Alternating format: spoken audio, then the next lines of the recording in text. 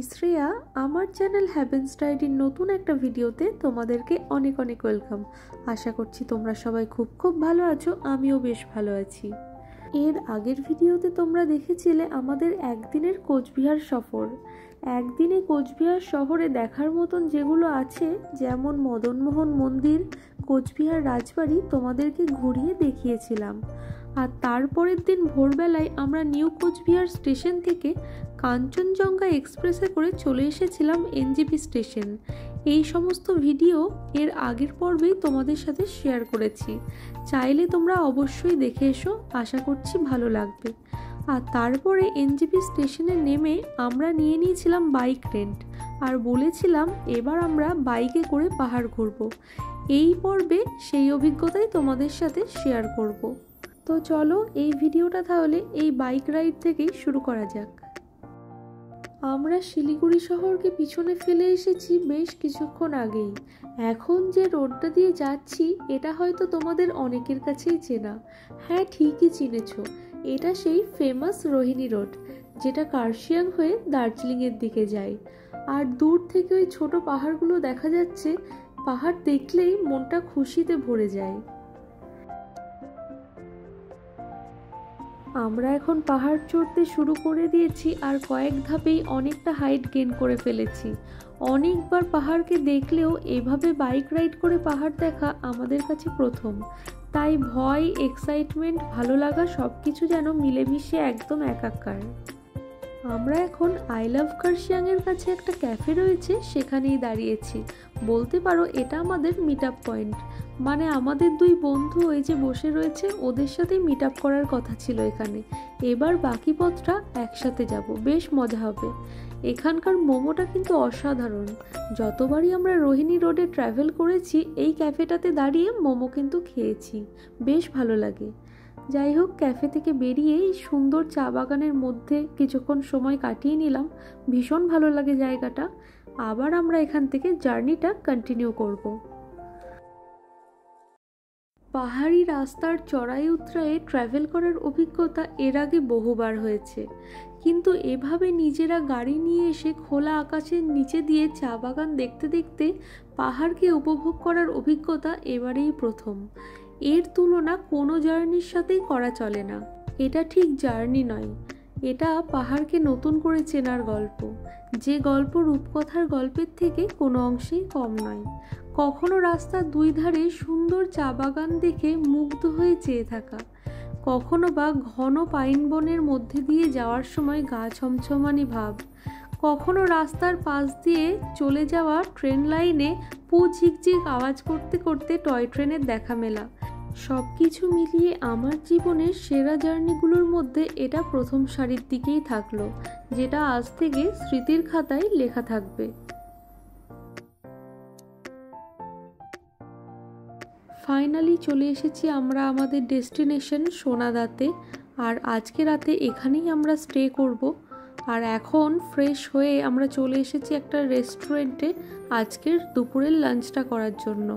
এখন ঘড়িতে বাজে ওই দুপুর 1টা মতো।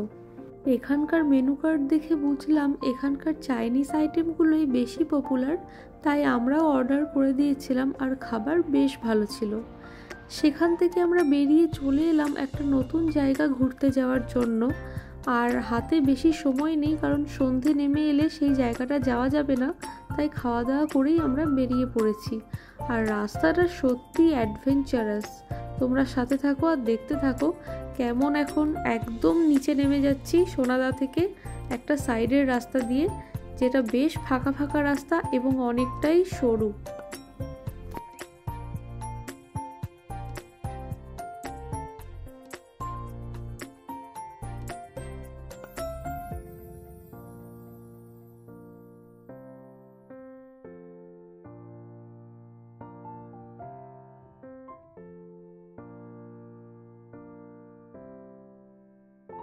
পাহাড়ি রাস্তায় কর্নারিংয়ের মজাটাই কিন্তু আলাদা, তাও যদি আবার রাস্তাটা এত সুন্দর হয়। রাস্তাটা একদম অ্যাডভেঞ্চারে ভরা, ভীষণ সুন্দর লাগছে। সোনাদা থেকে এখন আমরা অনেকটাই নিচে নেমে চলে এসেছি। এখানে একটা খুব সুন্দর ওয়াটারফলস আছে, সেখানেই যাব এখন। আমরা জায়গাটা চলে এসেছি, এখানেই বাইকগুলোকে পার্ক করে তারপর বাকি পথটা হেঁটে যেতে হবে। তো চলো যাওয়া যাক, আর তোমাদেরকেও দেখাতে থাকি এই রাস্তার সৌন্দর্য।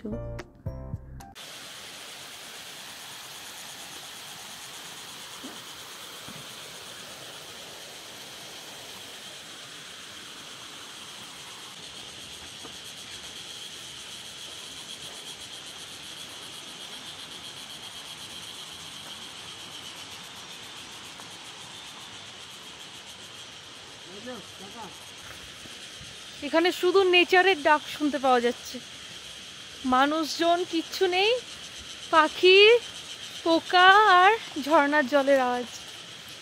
দারুণ একটা জায়গা।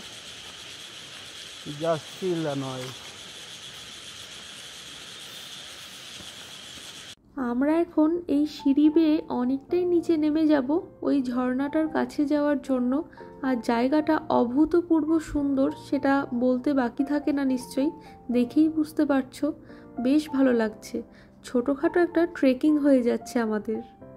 এখানে কিন্তু একটা মাত্র ওয়াটারফলস নেই, অনেকগুলো ছোট ছোট ওয়াটারফলস রয়েছে, যেগুলো বর্ষাকালে আরও বেশি প্রভাবশালী হয়ে ওঠে।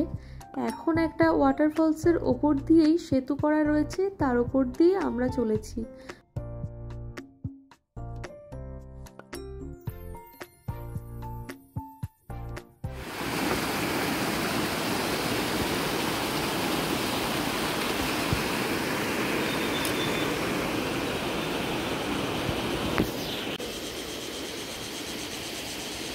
কে কার ছবি তুলছে?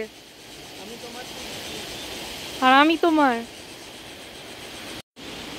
কোথায় ছিলাম আর কোথায় এলাম একবার তোমরাই দেখো।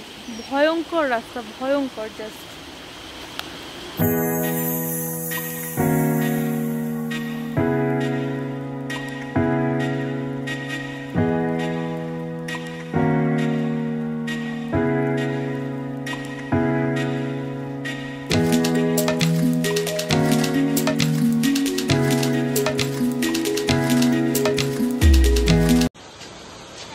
কষ্ট করে ওই ওপর থেকে এলাম, ভীষণ খারাপ রাস্তা, কিন্তু এত সুন্দর জায়গাটা একবার তোমরাই দেখো।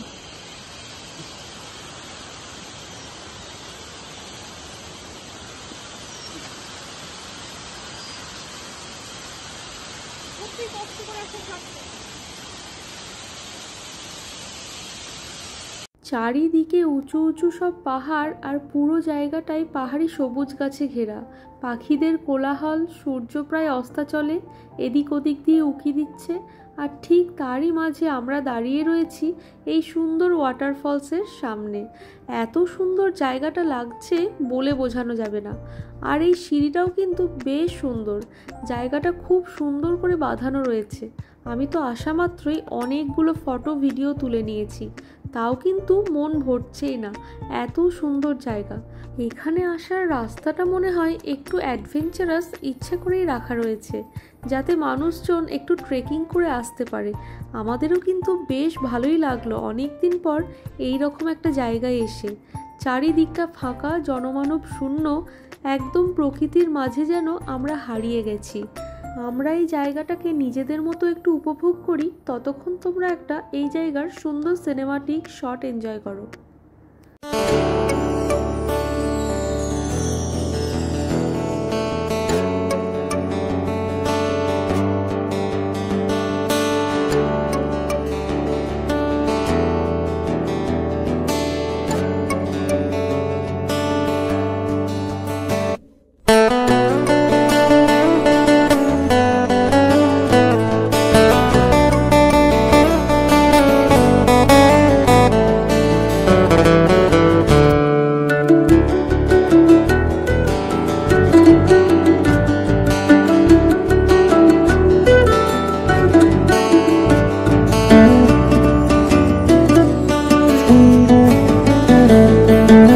প্রকৃতির মাঝে খুব সুন্দর কিছুটা সময় কাটিয়ে এবার এই জায়গাটাকে বিদায় জানিয়ে এখন আমরা ফেরার পথ ধরেছি। আর নামার সময় তো বেশ আনন্দে আনন্দেই নেমে পড়েছিলাম, ওঠার সময় কিন্তু খুব চাপ হয়ে যাবে সেটা বুঝতেই পারছি। যাই হোক, আমরা এখন উপরে উঠে পড়ি, তারপরে আবার তোমাদের সাথে কথা হচ্ছে। উপরে আমরা উঠে গেছি আর ওই ওয়াটারফলসের জায়গাটা এখান থেকে কতটা নিচে লাগছে দেখো। অতটা রাস্তা আমরা হেঁটে এলাম, অনেকটাই কষ্ট হলো, কিন্তু এটা ভেবে আনন্দই লাগছে যে ভীষণ সুন্দর একটা জায়গা আজকে আমরা দেখতে পেলাম। আর এটা আমরা সবসময় মানি যে কিছু ভালো পেতে গেলে একটু তো কষ্ট করতেই হবে।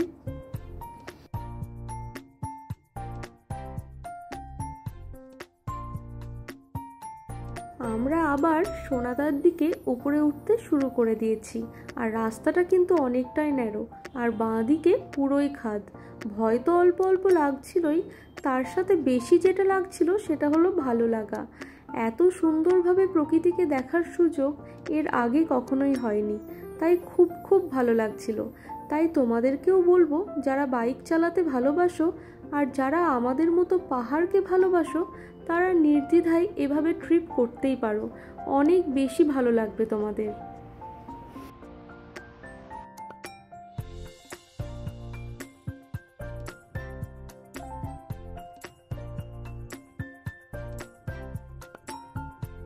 তোমরা তো সবাই জানো পাহাড়ে রাত নামে খুব তাড়াতাড়ি, তাই আমরা রুমে গিয়ে ফ্রেশ হয়ে একটুখানি রেস্ট নিয়ে আবার বেরিয়ে পড়েছি সোনাদার বাজারটাকে একটু ঘুরে দেখতে। বাজার কিন্তু বেশ জমজমাট, তবে খুব তাড়াতাড়ি বন্ধ হয়ে যায়, তাই আমরা একটু তাড়াতাড়িতেই বেরিয়ে পড়েছি।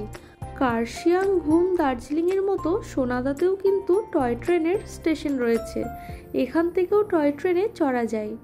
যাই হোক, পুরো বাজার ঘোরা আমাদের শেষ, এখন তো বন্ধও হতে শুরু করে দিয়েছে। এবার আমরা একটা চায়ের দোকানে ঢুকলাম, দেখলাম এখানে ভালোই ভিড় রয়েছে আর শীতও লাগছে, ভাবলাম একটু এখানকার চাটা টেস্ট করেই দেখি।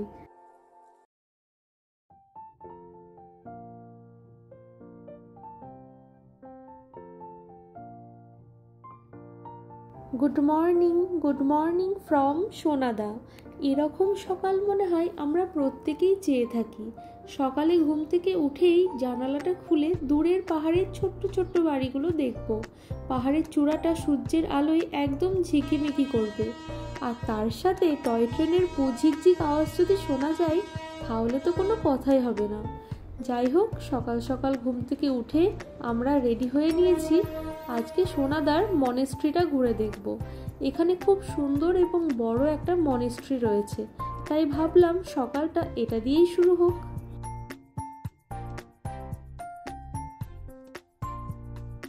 মনেস্ট্রিতে ঢোকা মাত্রই সকালটা যেন আরও বেশি সুন্দরতম হয়ে উঠল। এত সুন্দর মনেস্ট্রি, ভীষণ সুন্দর লাগছিল এখানে। মনেস্ট্রিটা দার্জিলিং যাওয়ার রোডের একদম পাশেই, মানে এই সোনাদা হয়ে দার্জিলিং গেলে রাস্তার পাশেই মনেস্ট্রিটাকে দেখা যায়। তোমরাও যদি কখনো এদিকে আসো, অবশ্যই নেমে এই মনেস্ট্রিটা ভিজিট করো। আশা করছি তোমাদের ভীষণ ভালো লাগবে, আমার তো খুব ভালো লেগেছে।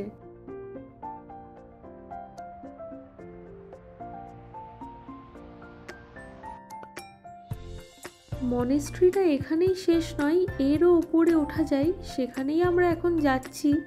অনেকটা জায়গা জুড়ে এই মনেস্ট্রিটা তৈরি, সত্যি ভীষণ সুন্দর। সিঁড়ি দিয়ে ওঠা মাত্রই খুব সুন্দর একটা শান্তি স্তূপা রয়েছে, আর মনেস্ট্রিটাকে ঘিরে অসংখ্য প্রেয়ার রিংস রয়েছে। এগুলোকে প্রেয়ার রিংসই বলে মনে হয়, আমার ঠিক জানা নেই, তোমরা জেনে থাকলে জানিও। আর একটা অনেক বড় প্রেয়ার রিংসও রয়েছে এখানে, মাঝে মাঝে মনে হয় এই গেটটা খোলা হয়। এগুলো ঠিক কিভাবে কাজে লাগাতে হয় আমার সেটাও জানা নেই। আমি মনে করি ঈশ্বর যেখানেই থাকুক না কেন, হাত জোর করে প্রার্থনা করলে তাকে পাওয়া যায়। আমি এক ঈশ্বরে বিশ্বাসী। আর এখানে একটা অনেক বড় বৌদ্ধ মূর্তি রয়েছে, যেটা রাস্তা দিয়ে গেলেও তোমরা দেখতে পাবে। এই জায়গাটা এসে খুব ভালো লাগছে, মন যেন একদম শান্ত হয়ে যাচ্ছে। আর এখান থেকে দূরের পাহাড়গুলোকে খুব ভালোভাবে দেখা যাচ্ছে। এটাই হলো মেন টেম্পলের জায়গাটা। টেম্পলের সামনে জায়গাটা অনেকটাই বড় আর সুন্দর একটা ফিল্ডের মতো করা হয়েছে, যেখানে বসারও জায়গা রয়েছে। খুব সুন্দর জায়গা।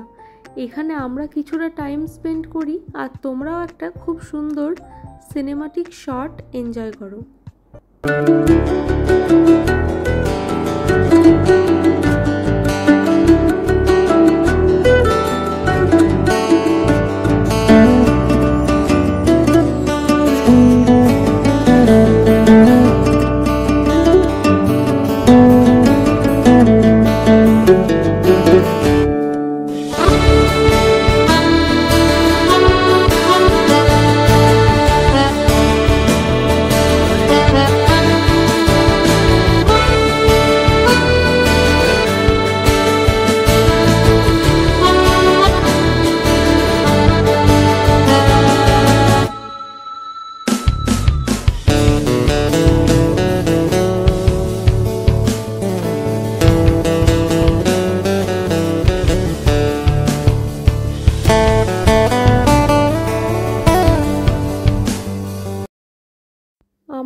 মনেস্ট্রি থেকে বেরিয়ে পড়েছি। এবার ব্রেকফাস্ট করে নিয়ে সোনাদাকে টাটা বলার পালা। আমরা এসেছিলাম রোহিণী রোড ধরে, কিন্তু যাব মিরিক রোডের সৌন্দর্য দেখতে দেখতে।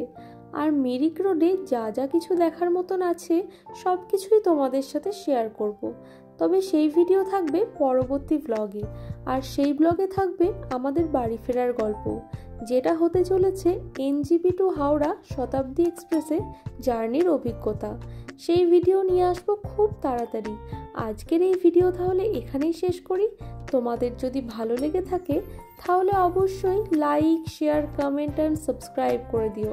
সাবস্ক্রাইব করার সময় বেল আইকন প্রেস করতে একদমই ভুলো না। সবাই খুব খুব ভালো থেকো, সুস্থ থেকো, সাবধানে থেকো। দেখা হবে পরবর্তী ব্লগে খুব তাড়াতাড়ি। ততদিনের জন্য টাটা।